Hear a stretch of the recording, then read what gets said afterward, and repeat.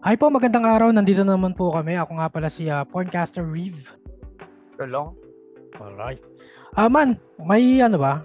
May laban ba si Inoue ngayon? May ano ba? Anong balita kay Inoue? Mukhang wala. Wala pang laban, no? Laban. Parang Kasi recent lang may, din. Sino yun? kasi meron. Si Casimero meron, no? Parang na ano ata, na Postpone. cancel. Oo. Flop yata yun yung kay ano, kay Casimero sa Resorts World. Wala Oo, yata parang kasing ganun. nanood eh. Walang hindi bumenta. Ang mahal daw ata kasi ng ticket. Mahal daw ba ticket? O ano, o talagang nawala lang sa light si ano, sa highlight si Casimero. Oo. Pero ay nang inaano nila no? Yung gusto ng mga tao. Yung mga Pinoy kadala paramihan yung kay laban ni maglaban nga ato si Casimero at si si Inoue. Inoue, no? Tingin mo ikaw. Oo. Ano mo doon? Gusto ko rin makita 'yun kasi ano 'yun boxing gift 'yun man. Kumbaga, 'di ba? Yun nga. Matagal na tayong ano doon excited kasi dati pa no. Ang dami ng Pilipinong nakalaban ni Inoue kahit ilang beses na siyang Lahat kinakolat tinalo. no. Tinalo, no? Ayun nga, kaya nga ang inaano ng Pinoy, parang ang pag-asa ng araw na may makatalo kay Japanese monster, ito si Ungas ng Pinas. Ay, Angas ng Pinas. Si Alas, Cuadro Alas. Alas Cuadras. Oo, Cuadro Alas. Pero sa tingin mo, Angas ng Pinas. kaya ni Casimero 'yan? Hindi eh. Hindi, no? Japanese monster. Oo. Kita mo naman ginawa Kay Fulton, no? kay Donaire. Kay Donaire, no? Legend na yun si Donaire. Wala si pedicab driver lang din mga kalaban ni Casimero eh. Walang mga bilang pa. No? Wala pang mga bilang. Hindi nga niya tinalo si yung yung negro na isa. Oo. Rigondo. Si Rigondo, no? Hindi rin niya nanalo siya pero hindi satisfying, hindi niya nanakaw. Hindi niya na-dominate talaga. Parang binigay na nga lang din sa kanya yun kasi siya yung agresibo eh. Oo. Ganun. Si Rigondo, alam mo naman yun, parang may weather. May weather, no? Ang talino nun ni Rigondo, parang napaka-technical fighter nun. Galing din yun. Tinalo niya ata si Donaire. Tinalo niya si Donaire. Ayun yung unang talo yata ni... Ay, hindi. Pero tinalo niya si Donaire. Ganun siya kagaling. Pero, ganun siya katalino. Pero yung sinabi ni kay Inoue tayo, kay Inoue. Yung sinabi ni Barbaro, na parang mas better daw si Inoue kay Pacquiao. Kumbaga, yung prime ni Inoue ngayon versus prime dati ni Pacquiao, same age, 'di ba? Same peak, parang mas better daw si Inoue. Sa tingin mo? Magkaiba kasi siguro mas matalino onti si Inoue. Si Inoue maglaro na. Kasi simula nung parang nag-set ng standard na ganung laro si Mayweather, 'di ba? Oo, ngayon syempre yung mga brawler ngayon, ina-adapt na rin nila yung pagiging intelligent fighter na box ka lang, gano'n. Tapos pag may pagkakataon, yun, pwede kang mag-knockout. Mag-knockout punch. So, nahalo na ng gano'n. Kasi yung mga panahon ni Pacquiao, si Pacquiao ng brawler type, di ba? Kaya nga. So, isipin mo si Pacquiao na napakabilis na napakalakas sumuntok. Bantamweight ata si ngayon? Inoue. Versus yung Inoue ngayon na mabilis na malakas din. Pero, medyo, technical na rin. Nag-iisip na rin siya. So, sa tingin mo sino manalo? Magandang laban yun. Magandang laban yun. Parang siguro medyo sa side ako ng onti kay Pacquiao. Kasi may andun pa yung yung iba rin kasi yung instinct eh. Parang ang dito si Tyson din, yung ganung mentality nilang dalawa. Iba rin yan yung nagdadala rin sa laro. Tama ka. Siguro magsaside ako onti kay Pacquiao. Parang mga napakadikit. 55% kay Pacquiao, 45% kay Inoue, ganun. Pwedeng ganun, no? Hindi. So, ikaw? Kaya ako kay Pacquiao ako pre. Kasi parang nakita ko yung galawan ni Inoue kay medyo technical na brawler, alam mo 'yun. Ayun nga. Kay Marquez.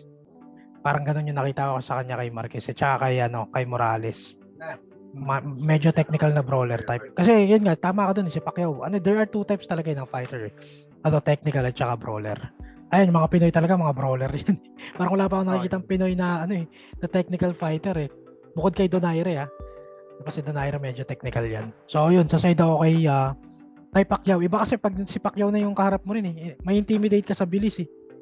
Diba? Intimidation or generalship, diba? Hindi nila malaman kung saan nanggagaling doon siya. Oo, no?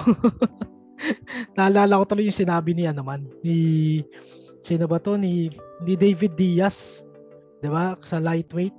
So, ayun yung unang laban ni Pacquiao sa lightweight kay David Diaz. Sabi ba naman ni David Diaz, taka na akala ko si Freddie Roach nasa ring din eh. Binubugbog ako, sobrang bilis ni Pacquiao. Ganon din yung sinabi ni ni sino ba to yung after ng talo ni Pacquiao kay Marquez, yung nakalaban niyang Meksikano din, si Bam Bam Rios. Sabi ba naman niyo, King ina, akala ko octopus si Manny Pacquiao, hindi ko alam kung saan nanggagaling. 'Di ba? Alam mo, walo kamay no? Oo, walo kamay. Ito yung mga accolades, 'di ba? Si ganun din sinabi niya, halos lahat naman si Sturman. Kasi Barrios, sino ba ito? Cotto. Yun, sila Cotto. Diba? Parang Margarito. Oo, no? Pare-parehas ng mga komento kay Pacquiao after na bali sa post-fight no? Pero kung may kung nagkatapat kaya talaga yun magandang matchup talaga yun. Sayang, every generation kasi talaga may lalabas at lalabas talaga no? Ng mga bagong si David, si Tank. Kanino ka? Versus parang Inoue. Kasi isang baitang na lang eh. Parang naano nga yung pangalan nila eh. Wala rin wala pang taling si Tank. Oo, bigat kamay nun. Saka yun, talagang naghahanap ka ng tempo talaga mismo ng power punch talaga. Grabe rin yung tao, no? Hindi siya bato ng bato. Pero parang kamukha sila ni Inoue no, ng fighting style no. Si Tank Davis. Hindi. Malayo ba? Medyo magkadikit din kaso si medyo tahimik si hindi siya magalaw. Si Tank Davis no. Parang walang sidestep mga ganun no. Walang bobbing, head bobbing. Hindi, mabagal siya. Kumpara mo kay sumuntok kumpara mo dito kay Inoue. Okay, Inoue.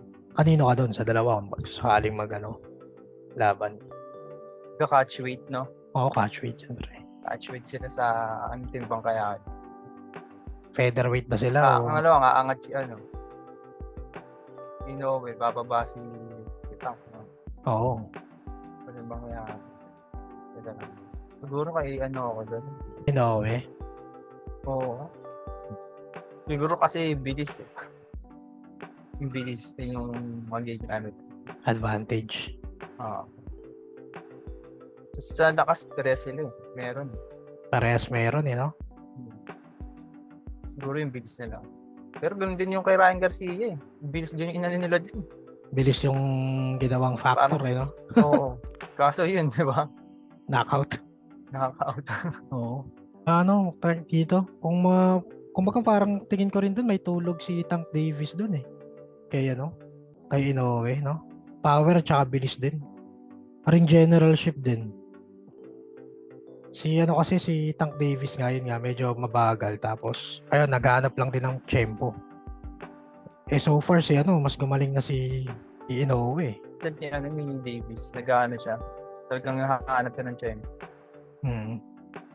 Kaya siguro disadvantage din sa mga mabilis sumuntok yun. Yung mga suntok ng suntok. Oo. Ay nung di nila pwedeng gawin kay Tank. Kaya nga yung nangyari kay Ryan.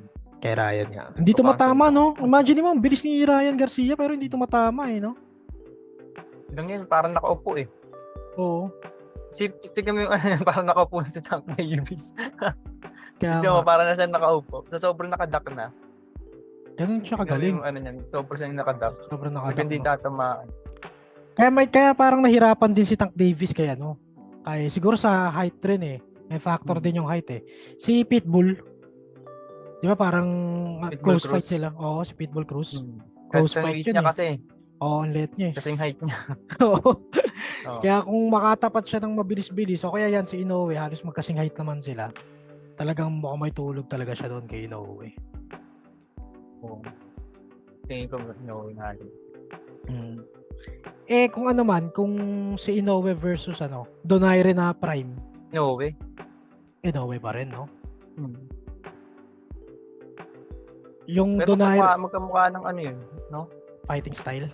Oo, no? Yung prime ni ganun yung prime ni Yung prime ni Donaire na tinutukoy ko man, yung nag-knockout kay kay Arce Oo, yun nga, yung parang same na rin sila niyan. Ni Inoue. Ni Inoue, no? Kayo guys, sa mga viewers namin, sino yung dream fight nyo kay Inoue? Comment down below. Tignan natin kung para ma-check namin talaga kung posible ba, no? Kung posibleng manalo yung mga dream fight nyo. Kasi wala si Ryan Garcia, wala na rin yun, hindi napapansinin ni Inoue yun kasi na lang yun, gatekeeper na lang yun sa sa timbang Gatekeeper Pacquiao na nga lang hinahamon yun. Pacquiao na lang hinahamon nun Sa Instagram na lang malakas yun si Ryan Garcia Pero sa tingin mo maabot ni Inoue man yung naabot ni Manny Pacquiao? Yung global pagiging global icon. Depende. Hindi, kahit hindi na lang sa 8 division world man. Yung pagiging global icon na lang. Dami niyang kaagaw ngayon Yung si Canelo, di ba? Terence. Dami niyang kaagaw sa spotlight. Si Usyk. Siguro kung umakit-akit pa siya ng timbang yan. Tapos anihin niya si Tank. No? Ayan, siguro isa yun. Baka kasi isa sa spotlight ng si Tank Pag inalis niya yun, tinalo niya. Hindi siya yung magiging spotlight ngayon ng anong timbang ba yun? Anong timbang ni Nasa yata yun? Siguro mahirapan siya na maging global icon. Kasi ang dami nga niyang kaagaw. Sa spotlight. Flyweight yata sila. Pero yun nga, kasi nasa era din siya ng mga superstar no? Eto man, sa tingin mo, si Terence Crawford at saka si tag dito, sino ba yung nakalaban niya ng huli? Si Spence, pag nag-rematch nila, sa tingin mo, same thing will happen? Oo, ganun din. Ganun din yun? Wala. Sabi ko, ikaw ba yung nagsabi nung si Spence, bago na? Oo, nagbago kasi dun sa mata. Yung sa aksidente, nagbago rin yung laro. Oo, could be yun nga. Para sa akin, parehas lang din yung mangyayari. Knockout lang din ulit kalalabasan. Tsaka ibang halimaw ngayon si Crawford. Oo, iba. Sa tingin ko mas magaling siya kay Canelo. Oo. Ikaw? Sa tingin ko rin man, pagdating sa ring generalship, no? Ayun, naaakit siya ng weight, magka-catch weight sila ni Canelo kaso mag-rematch muna sila ni Spence. Spence, di ba? Tapos tatalunin, di pa nga sure kung sino mananalo kay kalaban ni Canelo. Pag tinalo niya si Vin? Jermel. Si Jermel. Kung tinalo siya nun, hindi sila magalaban yan. Ay, kaya pala inaantay pala ni manalo siya dun. Ewan ko. Tapos rematch close ni kay Spence. Kailangan muna nilang manalo siguro doon bago sila mag-usap. Tama. Natatawa nga ako kay Floyd Mayweather man puta, pumusta doon kay Jermel Charlo. Lang yun, napansin lang kahit bitter lang kay Canelo. Siguro. No? Baka pumusta siya doon, sabay pumusta din siya kay kay Canelo. Mas malaking pinusta niya kay Canelo. Ganun galawan ng mga yun no? Pwede rin. Baka pumusta siya talaga para Kasi laki ng ipapanalo niya nun. Laki ng odds, di ba? Kaya nga. Ayos yun. Dami naman siyang pera. Oo, wala na yun. Magalilibang na lang din yun Greatest of all time nga daw siya, di ba? Sa paggawa ng pera. Paggawa ng pera, sabi niya. Sa sabi niya. Yung nakalaban ni Tyson. Yung sa ayun ata yun.